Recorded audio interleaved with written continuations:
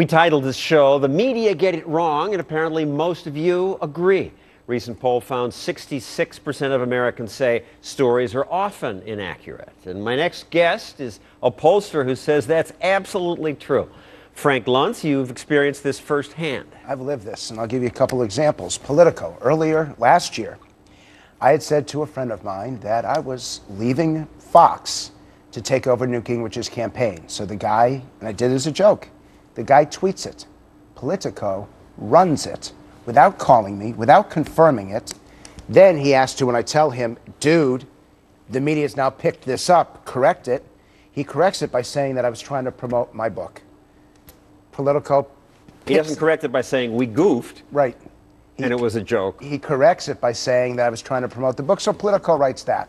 Now, I like the publication, but geez, that ain't accurate. And you know why? Because they don't bother to check. All right, they but never that's bother Politico, to call. that's quickie, internet news. Roll call, the publication of The Hill. I did a presentation for a U.S. Senate meeting. They write things that never were said. Why? They took one senator's word for it, and they didn't bother to confirm it with anybody else in the room. John, this happens. These are just small examples for me, but they happen every single day. Look, in the end, and there's a greater point to this, and I'm going to get in trouble with my Fox News chieftains here. You should not get your source from a single news outlet. You need to read more than one newspaper. Even us. Even this show? Even this show. You need to get it from multiple places. You do not want to have your news affirm what you believe. You want it to inform what you believe. And that's the great tragedy of all of this, that we are too often getting confirmed in what we believe rather than really getting to know what's going on out there. But there's something nice about getting confirmed. I mean, I like watching any news program where I can say, yes, I knew that was true. And frankly, after watching ABC and working there for 28 years, I tune in the evening news and it was all, oh, this poor victim needs help from government. I didn't want to watch that. And a lot of people don't, which is why the overall news ratings for these shows have dropped. But in the end, you should watch ABC News and CBS and NBC. You should watch this and the other cable networks, and you should read multiple newspapers, because that's how you're informed. And I'll tell you this is the most important election in my lifetime. And I hope that the people who are watching me right now won't get their facts from a single source. I hope that they will get their facts from as many sources as possible. How do you know this is the most important election of your lifetime?